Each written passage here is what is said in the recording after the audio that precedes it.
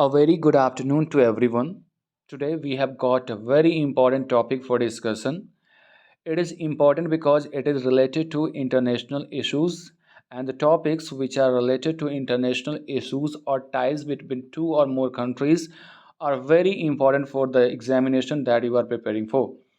Hence, in today's editorial, we shall try to focus on India and Bangladesh relationship. At the same time, we shall try to find out the certain findings regarding history of India and Bangladesh relationship.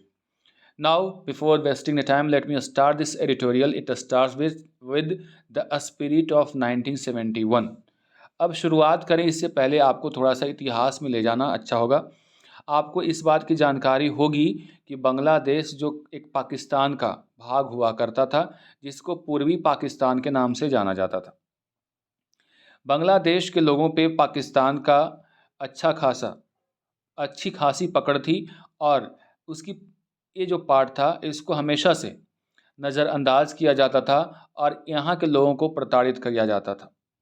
मुख्य धारा में न रहने की वजह से बांग्लादेशी लोग जो अभी मौजूदा बांग्लादेशी लोग हैं जो कि पूर्वी पाकिस्तान का भाग हुआ करता था, वो अपने आप को ह्यूमिलिएटेड फील करते थे।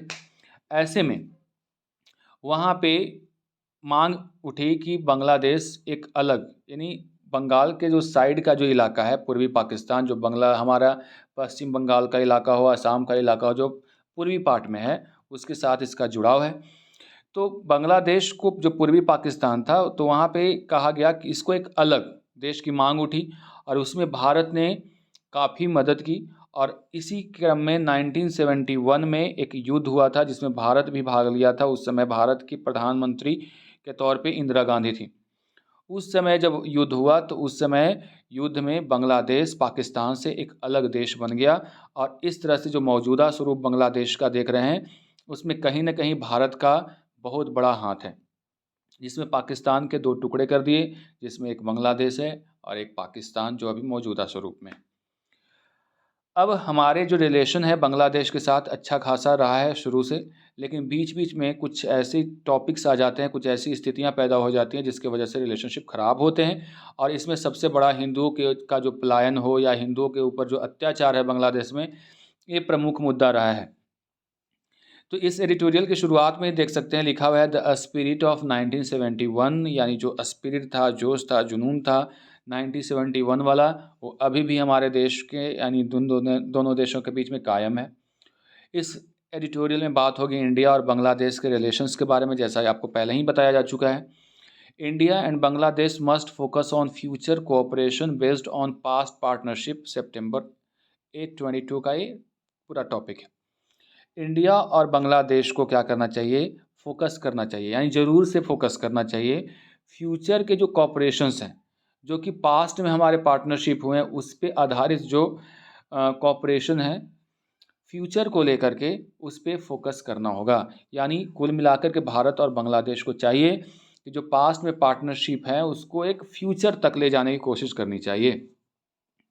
Bangladesh Prime Minister Sheikh Hasina's ongoing state visit to India and meeting with Prime Minister Narendra Modi have resulted in positive outcomes and 7 agreements.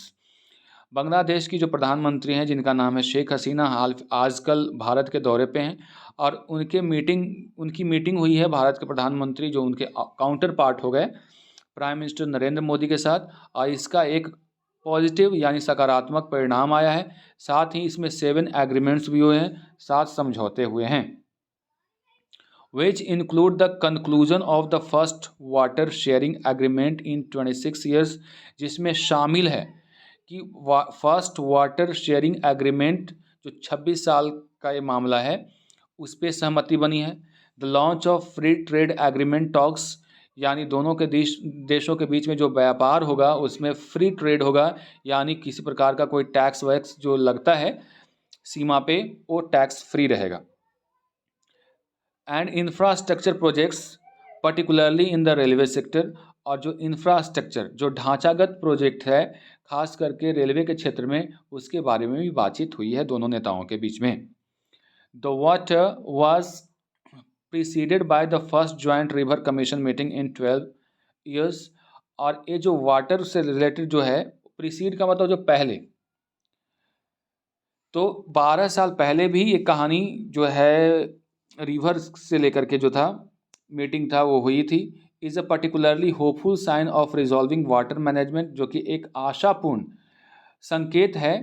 Hopeful का मतलब आशापूर्ण संकेत है कि जो वाटर से रिलेटेड या वाटर मैनेजमेंट से रिलेटेड जो प्रॉब्लम्स थे उसको रिजॉल्व कर लिया जाएगा, उसको उसका समाधान होगा। And a very contentious issue of 54 trans boundary rivers, और एक बहुत ही व्यापक जो इशू है, लंबे समय से चला आ रहा है इशू है, जो कि 54 ऐसे ट्रांस बाउंड्री रिवर्स हैं, यानी 54 ट्रांस बाउंड्री रिवर्स करने का मतलब होता है वैसे रिवर्स जो भारत में भी है और बांग्लादेश में भी है, या फिर कई इलाकों से होकर के गुजरता है, तो उसको ट्रांस बाउंड्री रिवर्स बोलते हैं। तो ए 54 ट्रांस बाउंड्री रिवर्स का जो मामला है, जो कि लंबा इशू है, इसमें के बारे में भी बात हुई है।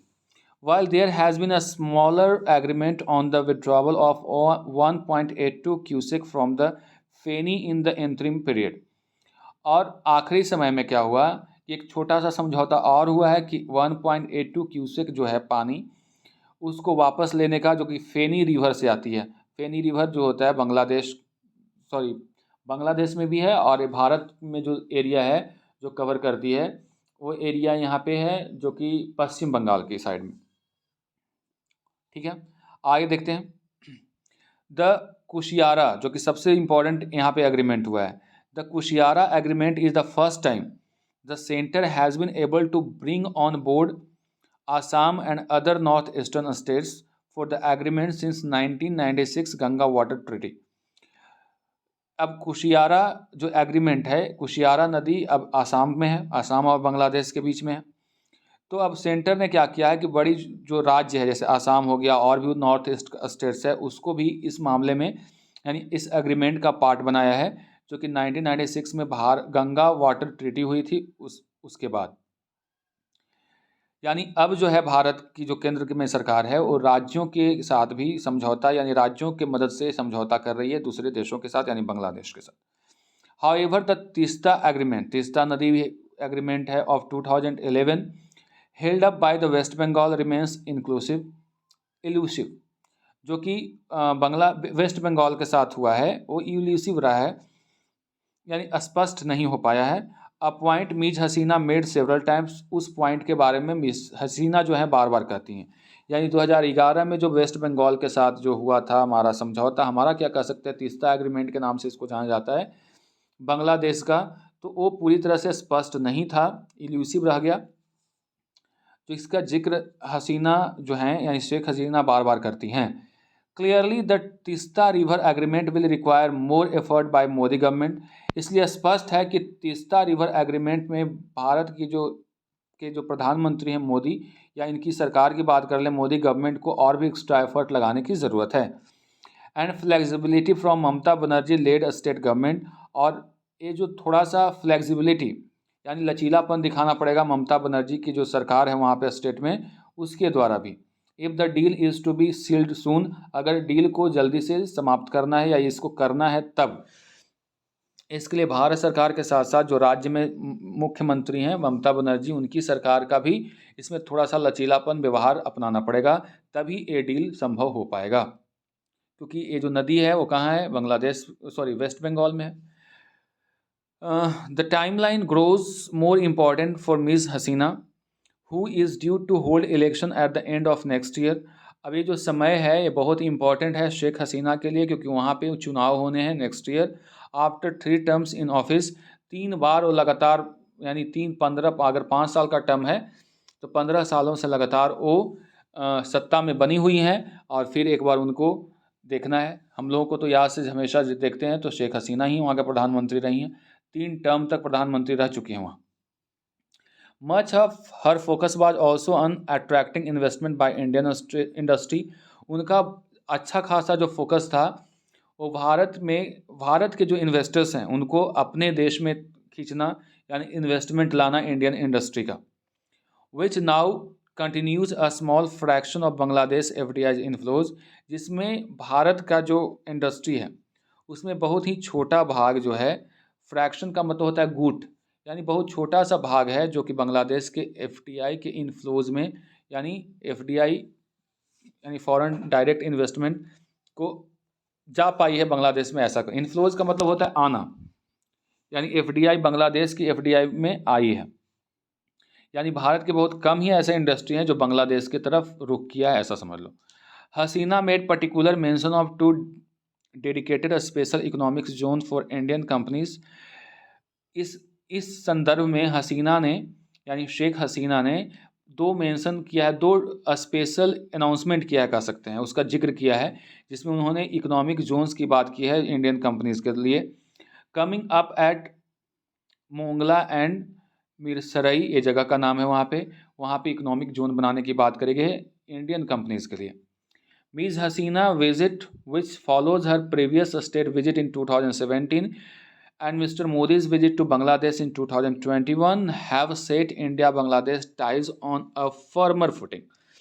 यानी शेख हसीना के 2017 में जो विजिट हुई, उसके बाद मोदी जी की 2021 में विजिट हुई, उसके बाद फिर से शेख हसीना की भारत में जो यात्रा अभी फ़िलहाल चल रही है, इन सब से भारत और बांग्लादेश के बीच में जो टाइज़ हैं, जो संबंध हैं, वो काफ़ी दृढ़ हुए हैं, मजबूत हुए हैं। फर्म का मतलब होता है मजबूत होना, यानी इसका अच्छा खासा पैर जमा लिया है। And on course for closer engagement in trade, और ये जो एक कोर्स चल रहा है, कोर्स का मतलब होता है एक तरह का सीरीज कह लो, तो एक और जो कोशिश है कि दोनों देश क्लोजर होंगे इंगेजमेंट ट्रेड के माध्यम से, कनेक्टिविटी के माध्यम से, पीपल टू पीपल टाइज के माध्यम से। However the positive trend is in ties goes further back, हालांकि पॉजिटिव जो ट्रेंड चलता आ रहा है तो थोड़ा पीछे चला गया था। To Miss Hasina's advent to power in 2009, her unilateral moves, unilateral का मतलब होता है एक तरफा, जो उनके द्वारा कदम उठाया गया था कि टेरर ट्रेनिंग कैंप्स को बंद करने का, साथ ही 20 को वांटेड क्रिमिनल जो था वो भारत को सौंपने का। It is incumbent on new Delhi, अब डिपेंड करता है, इनकम्बेंट का मतलब होता है इम्पॉर्टेंट फॉर, अब दिल्ली की जो सरकार है उसके लिए इम्पॉर्टेंट है कि which has benefited from such outcome, जो जिसको फ़ायदा हुआ है ऐसे परिणाम से, आउटकम्स का मतलब परिणाम होता है। And the turn round in relations, और संबंध में टर्न राउंड यानी फिर वापस से अच्छी स्थिति में आ गया है, या फिर उसमें जो बदलाव आया है, टर्न राउंड का मतलब बदलाव, with what used to be a inimical neighbour, यानी वैसा देश जो कि एक समय में इनिमिकल यानी दुश्मन देश हुआ करता था। To be equally sensitive to Dhaka's concerns, जो कि ढाका के कंसर्न को लेकर के काफ़ी चिंतित रहने वाली स्थिति थी। Particularly when it comes to comment made by the ruling party leaders on deporting Rohingya refugees, और ख़ास करके तब जो सत्तारूढ़ पार्टी के, जो भारत में सत्तारूढ़ पार्टी है वहाँ के उसके लीडर्स के द्वारा जो कुछ कमेंट किए गए थे बांग्लादेश को लेकर के, जैसे रोहिंग्या का जो डिपोर्टिंग हुआ है रिफ्यूजीज़ के तौर पे, ये कहते हुए कि ये जो माइग्रेंट्स जो हैं वो टर्माइट की तरह हैं, दीमक की तरह हैं। द सिटीजनशिप अमेंडमेंट एक्ट को लेकर के जो दोनों के बीच में, दोनों देशों के बीच में थोड़ा सा दिक्कत आई। एंड हाल फिलहाल में जो रेफरेंसेस दिया जाता है बांग्लादेश को अखंड भारत में, यानी कई बीजेपी के लीडर या फिर जो सत्तारूढ़ के पार्टी के जो लीडर हैं कि अखंड भारत की कल्पना जब करते हैं तो पाकिस्तान और बांग्लादेश को भी अपने आप में मिलाने की बात करते हैं। एनेक्सिंग का मतलब होता है मिलाना, तो उसको मिलाने के, बांग्लादेश को भी अपने देश का भाग मानते हुए अखंड भारत की बात करते हैं, जिसके वजह से दोनों के बीच में रिलेशन थोड़ा ख़राब हुआ है। While cross border sensitives in South Asia often run high over such political rhetoric, तो इस तरह से जो पॉलिटिकल यानी राजनीतिक भाषण दिए जाते हैं, रेटरिक का मतलब भाषण हो गया, जिसकी वजह से जो क्रॉस बॉर्डर सेंसिटिवनेस है वो काफ़ी प्रभावित होता है और हमेशा हाई चला जाता है, यानी वो बहुत ऊंचे स्तर पर चला जाता है। It is necessary that new Delhi and Dhaka remain focused on their future cooperation, ये ज़रूरी है कि जो बांग्लादेश है और भारत दोनों फोकस करें अपने फ्यूचर के कोऑपरेशन के ऊपर, इन सब बातों, छोटी छोटी बातों पे ध्यान न देते हुए। Build on their past partnership, past में जो पार्टनरशिप बने हैं उसको और थोड़ा सा फर्म करें। और what is referred as the spirit of 1971, जो कि 1971 के स्पिरिट के नाम से जाना जाता है। इस तरह से भारत को और बांग्लादेश को चाहिए कि दोनों अपने रिलेशंस को और अच्छे करें। आज के ट्यूटोरियल में बस इतना ही, मिलते हैं अगले ट्यूटोरियल में। Till then good bye and take care.